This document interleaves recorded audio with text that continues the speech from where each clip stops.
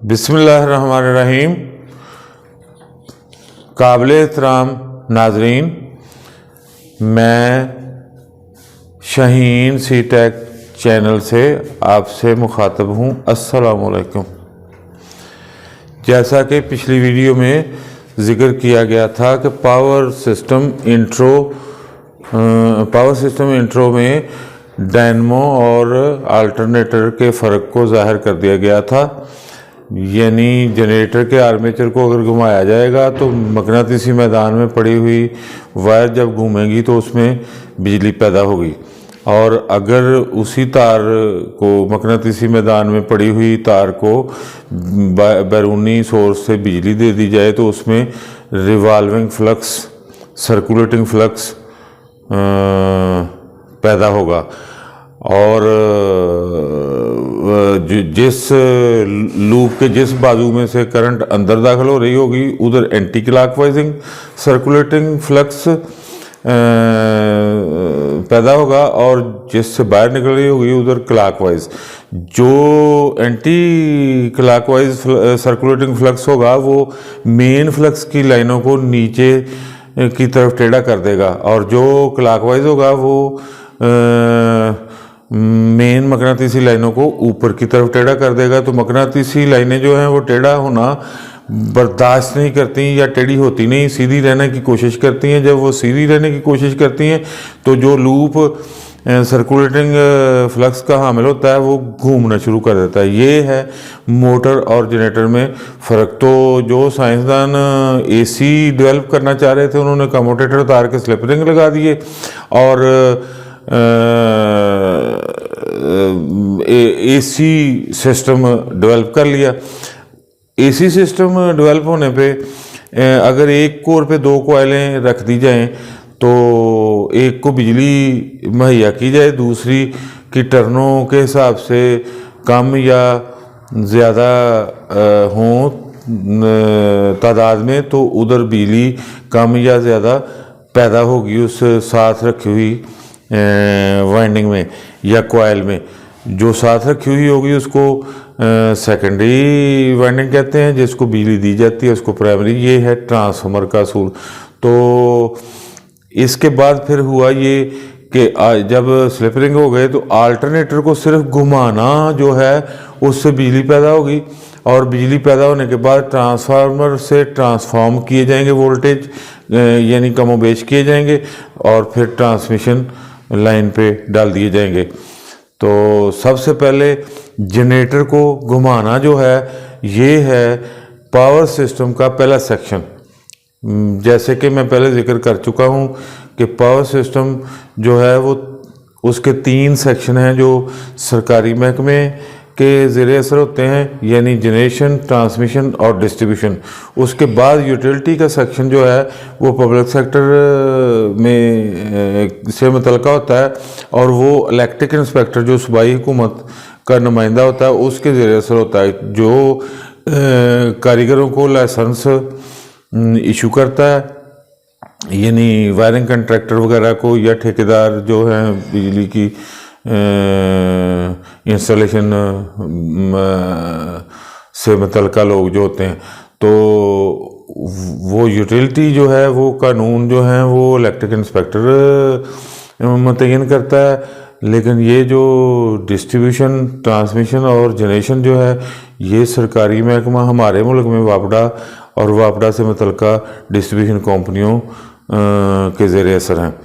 तो अब power system के जो 3 सेक्शन हैं जो सरकारी महकमे वापडा या वापडा के ज़ेरे असर कंपनियों से मुतल्लिका हैं उनका पहले ज़िक्र होगा। तो पावर सिस्टम का पहला सेक्शन जो है वो है जनरेशन, यानी अल्टरनेटर के आर्मेचर को या रोटर को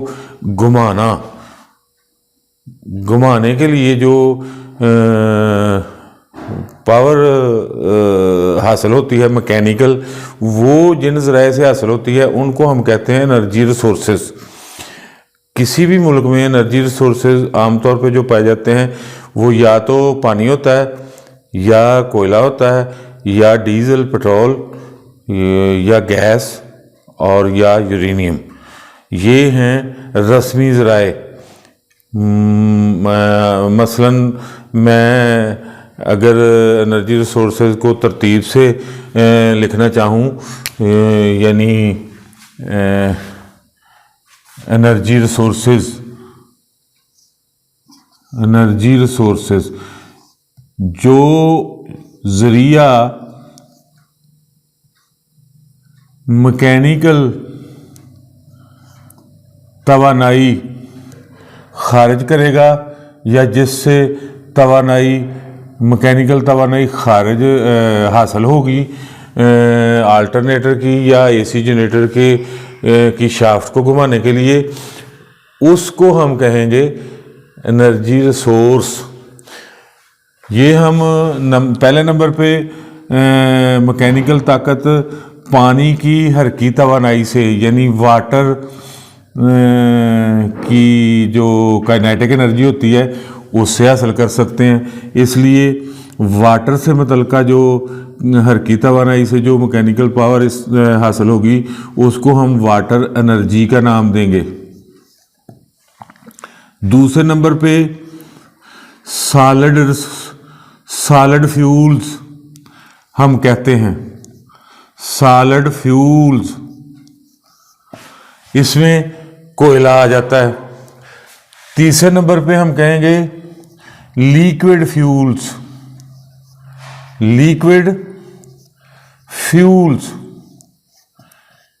इसमें डीजल, पेट्रोल और केरोसिन ऑयल भी कह लें। डीजल पेट्रोल ही ज़्यादा इंटरनल कंबस्टन इंजनों में इस्तेमाल होता है, तो लिक्विड फ्यूल्स में डीजल पेट्रोल आ जाएंगे।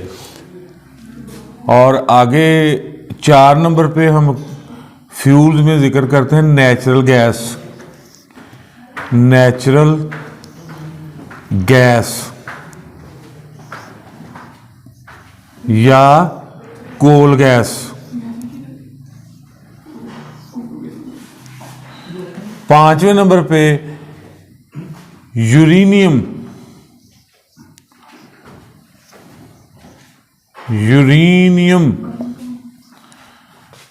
या न्यूक्लियर फ्यूल,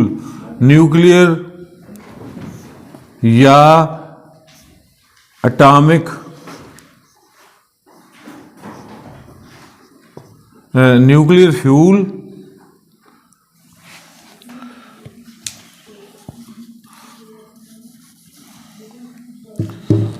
यूरेनियम या न्यूक्लियर फ्यूल्स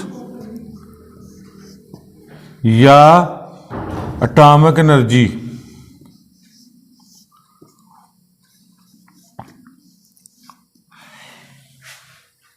इन सब को हम कहेंगे कन्वेंशनल रिसोर्सेज,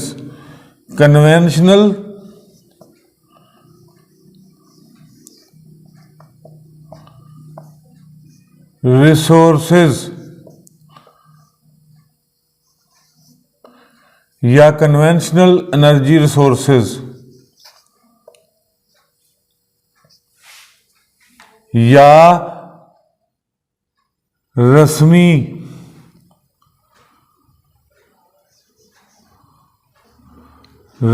ज़राए।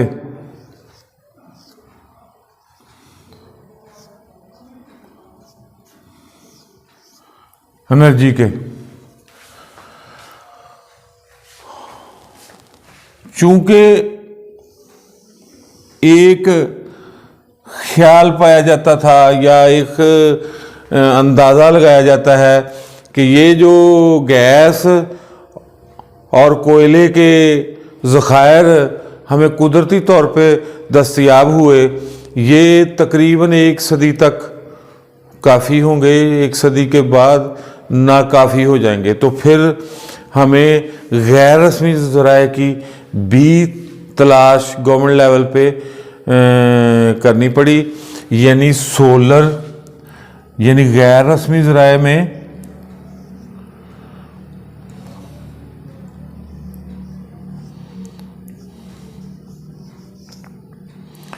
ज़राए में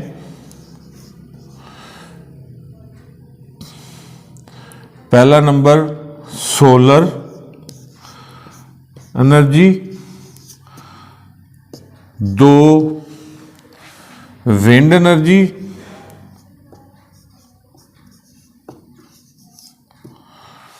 3 बायोगैस,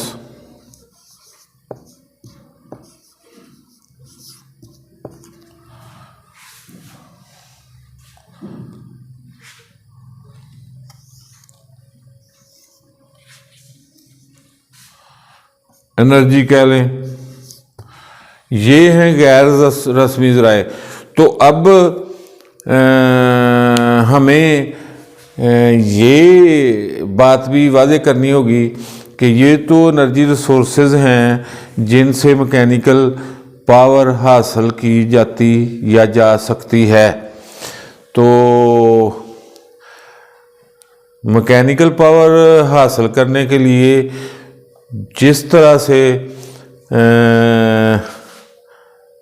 एनर्जी में या ज़राए से मैकेनिकल पावर में कन्वर्शन होगी, उसको हम एनर्जी कन्वर्शन का नाम देंगे। उसके लिए हमें ये बात मालूम होनी चाहिए कि पानी जो है वो कितना होगा और कितनी एनर्जी कन्वर्शन कर सकेगा, कोयला कितना होगा, वो कितनी एनर्जी कन्वर्शन कर सकेगा, लिक्विड फ्यूल, नेचुरल गैस और एटॉमिक एनर्जी किस तरह या कैसे कितनी तादाद में कन्वर्ट होगी। तो सबसे पहले हम जिक्र करते हैं वाटर एनर्जी का।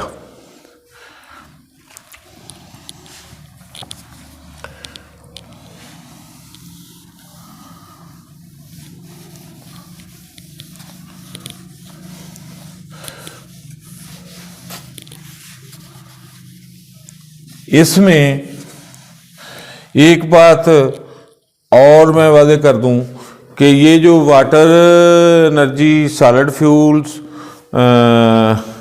Liquid fuels, natural gas fuels या कोल गैस फ्यूल्स या न्यूक्लियर फ्यूल्स, इनमें से वाटर एनर्जी से जो पावर प्लांट चलते हैं उनको हाइड्रो इलेक्ट्रिक पावर स्टेशन या हाइड्रल पावर स्टेशन कहते हैं। जो सॉलिड फ्यूल से, कोयले से चलते हैं, उनमें पानी को स्टीम में तब्दील किया जाता है और स्टीम से स्टीम टरबाइन चलती है।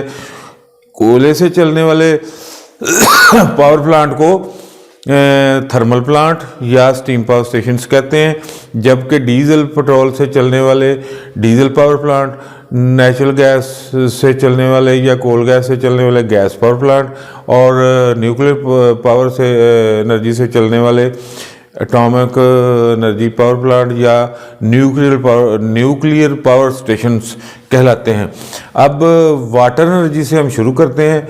वाटर एनर्जी से कैसे मैकेनिकल पावर मतलब हासिल होगी या कितने पानी से कितनी मैकेनिकल पावर हासिल होगी, यानी पानी या यूं कह लें कि कितने पानी को कितने हार्स पावर्स के लिए कितना पानी गिनती में आएगा, या यूं कह लें कि कितना पानी जो है मतलब कितनी बिजली पैदा कर सकेगा। इसके लिए हमारे यहाँ पहले जो सिस्टम गिनती का या वज़न का इस्तेमाल होता था उसको शायद यूएस सिस्टम कहते थे, जिसमें सेर, मन, शटांक, तोले वगैरह आते थे। लेकिन इंजीनियरिंग के पॉइंट ऑफ व्यू से 2 सिस्टम राइजुल वक़्त रहे हैं। पहले हमारे यहाँ एफपीएस सिस्टम राइज था, एफपीएस सिस्टम राइज था।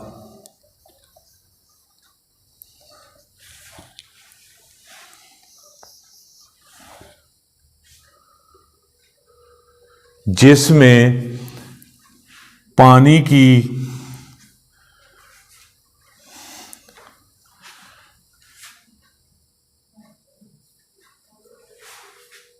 पानी की हरकत बनाई या पानी का बहाव एफपीएस सिस्टम में उसकी इकाई है क्यूसिक। क्यूसिक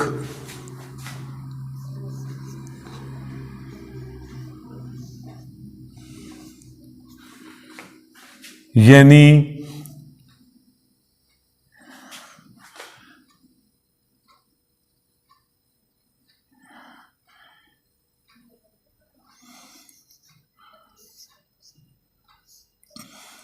1 क्यूबिक फुट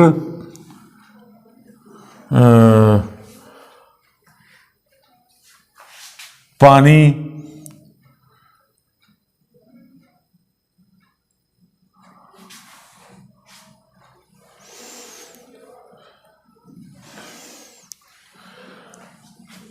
एक सेकंड में 1 फुट तक 1 क्यूबिक फुट पानी 1 सेकंड में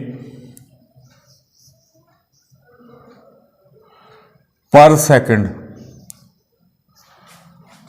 मुंतकिल हो रहा हो 1 फुट तक, तो हम उसको कहते हैं कि यहाँ 1 क्यूसेक का बहाव है। तो 1 क्यूबिक फुट में जो वजन होता है पानी का वो 62.3 पाउंड होता है।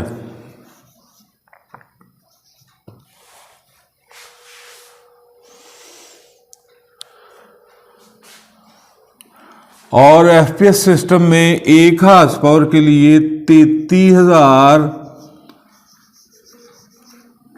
फुट पाउंड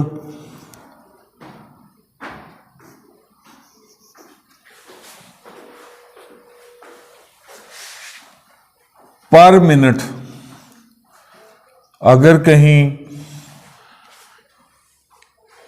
33,000 पाउंड 1 फुट तक 1 मिनट में मुंतकिल हो रहे हों तो वहां हम कहेंगे 1 हार्स पावर की ताकत हासिल हो रही है, हो सकती है 1 हार्स पावर 1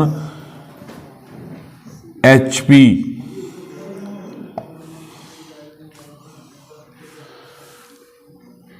मज़ीद अगर हम इसको मुख्तसर करना चाहें पर सेकंड के लिहाज से, तो इसको 60 से तकसीम कर दें तो फिर ये हो जाएंगे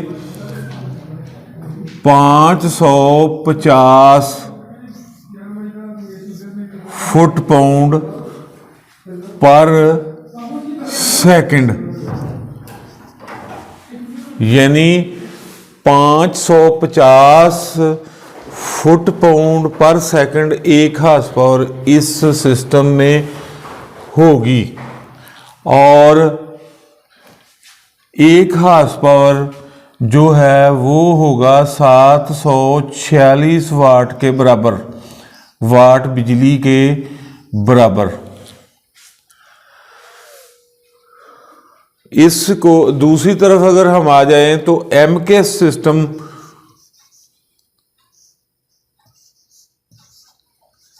है राजुल वक़्त, इसमें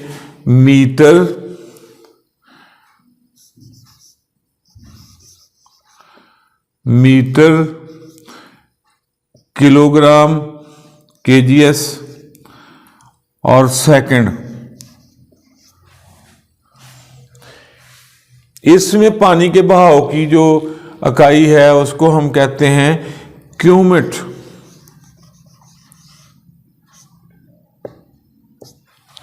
यानी 1 क्यूबिक मीटर पानी पर सेकंड 1 मीटर तक मुंतकिल हो रहा हो तो हम कहते हैं कि जनाब यहाँ 1 क्यूबिक बहाव है पानी का। तो इसमें पानी का वजन होता है 1000 केजी।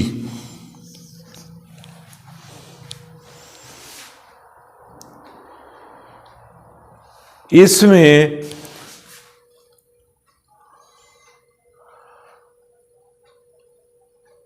एक horse power 75 KG meter second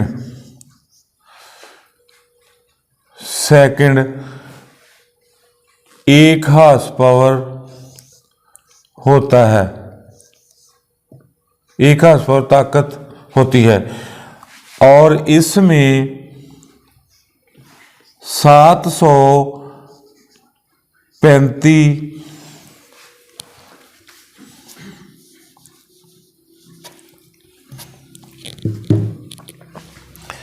इसमें 735 वाट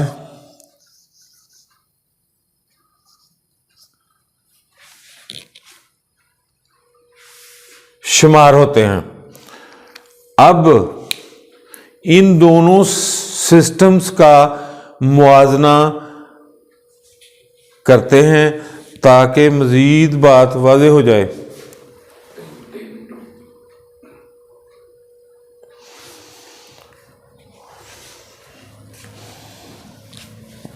मज़ीद बात वाज़ेह हो जाए। अब देखेंगे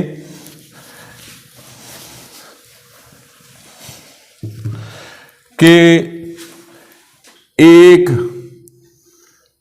क्यूबिक फुट में 62.3 पाउंड कैसे बनते हैं, यानी 1 फुट इधर, 1 फुट इधर, 1 फुट इधर। तो अब देखने वाली बात यह है कि 1 फुट में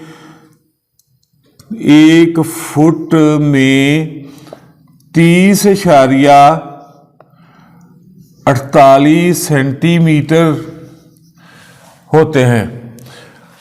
अब 30.48 ज़रब 30.48 ज़रब 30.48 अगर हम कर दें तो ये आ जाएगा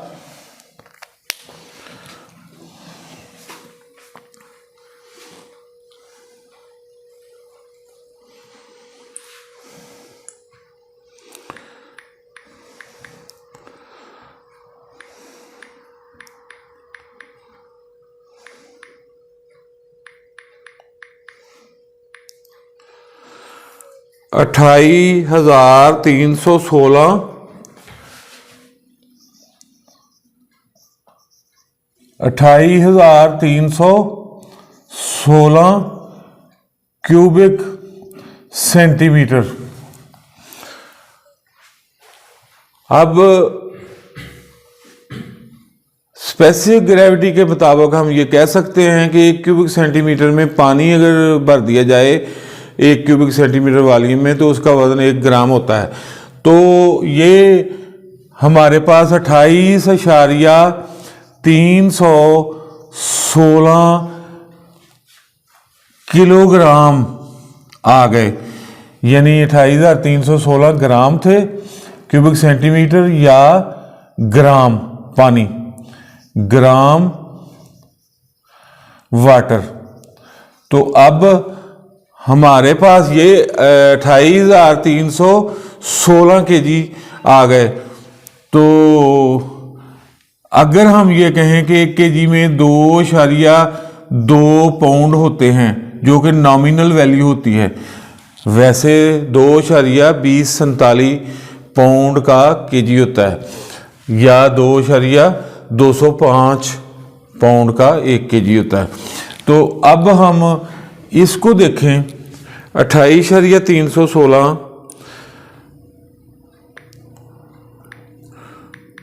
को हम अगर 2.2 से ज़रब दे दें तो ये 62.29 या 62.3 या 62.3 पाउंड आ जाएगा।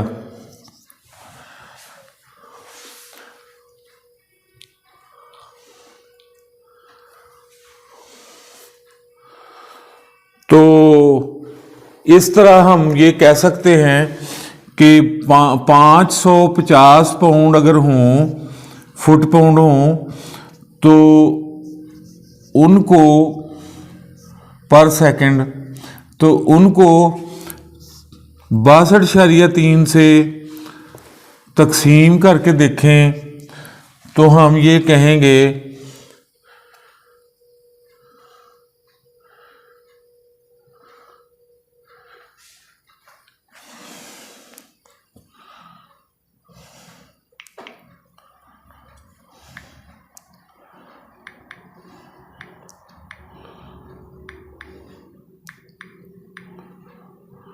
8.83 क्यूसिक अगर कहीं बहाव होगा तो वहाँ 746 वाट बिजली पैदा होगी।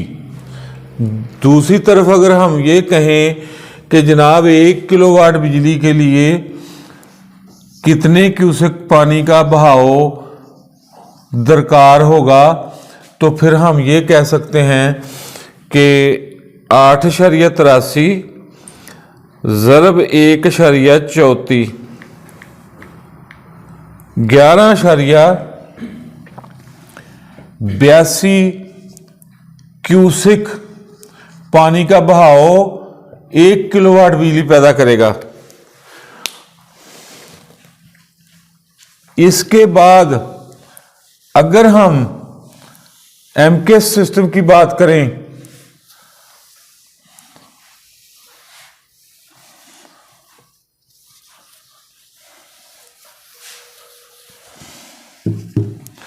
एमकेएस सिस्टम की बात करें यानी 1 मीटर अगर इधर है तो हम इसको 100 सेंटीमीटर भी कह सकते हैं, इधर भी 100 सेंटीमीटर, इधर भी 100 सेंटीमीटर और इधर भी,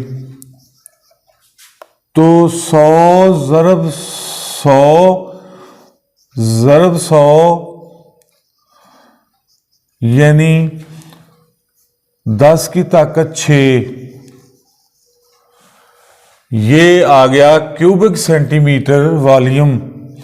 तो अब हम क्यूबिक सेंटीमीटर वॉल्यूम या ग्राम पानी का वजन, तो अब हम ये कह सकते हैं कि 1 क्यूबिक सेंटीमीटर में 1000 केजी वजन होगा। और इसके बाद 62.3 550 को अगर हम 2.2 3.28 यानी मीटर में 3.28 फुट होते हैं और केजी में 2.2, तो ये तकरीबन 76.2 केजी पर हार्स पावर एफपीएस सिस्टम के मुताबिक। एमकेएस सिस्टम में अगर हम तब्दील इक्विवेलेंसी लेते हैं तो ये पर हार्स पावर 76.2 केजी वजन बनेगा केजी पर सेकंड मुंतकली के लिए। ये एफपीएस सिस्टम के जो 550 पाउंड फुट पाउंड पर सेकंड होते हैं। तो चूंकि एफपीएस सिस्टम में टन जो है वो होता है 2240 पाउंड का और एमकेएस सिस्टम में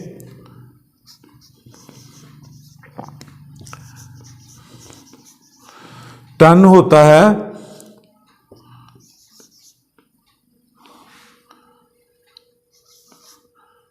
2204.7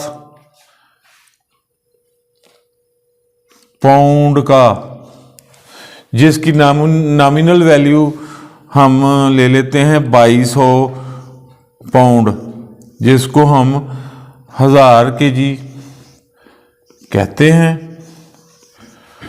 1000 केजी यानी 2.2 पाउंड पर केजी बराबर होगा 1 केजी के।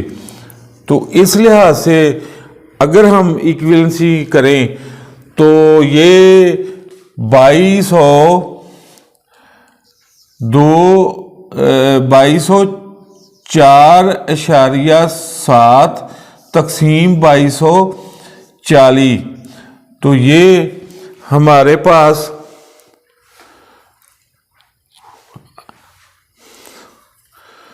तकरीबन 0.985 आ जाएगा। 0.895 को अगर हम 7600 से ज़रब दें तो ये निकलेगा 75 केजी मीटर पर सेकंड। एमकेएस सिस्टम में इतना वजन जो है ये 1 हार्स पावर के बराबर होगा। दूसरी तरफ अगर हम वाटेज में जाएं तो 9.985 ज़रब 746 करें तो इसमें 735 वाट आ जाएंगे। इसका मतलब ये हुआ कि एमकेएस सिस्टम में थोड़ी सी कमी है एफपीएस सिस्टम के टन के मुकाबले में। उसी लिहाज से हमने रैशनलाइज कर दिया है 746 की बजाय एमकेएस सिस्टम का जब जिक्र होगा तो 735 वाट आएंगे। और अगर हार्स पावर में वजन की मुंतकली का जिक्र होगा तो 75 केजी मीटर पर सेकंड आएंगे। इस लिहाज से अगर हम देखें तो 1 क्यूबिक मीटर में पानी 1000 केजी है, तो 1000 केजी को हम तकसीम करते हैं 75 से, तो हम ये कह सकते हैं कि जनाब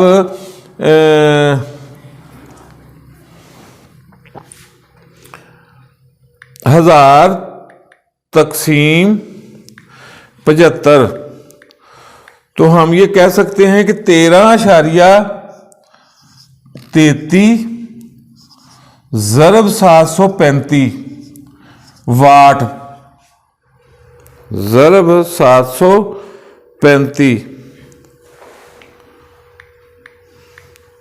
तो हम ये कह सकते हैं कि जनाब 9800 वाट बिजली 9800 वाट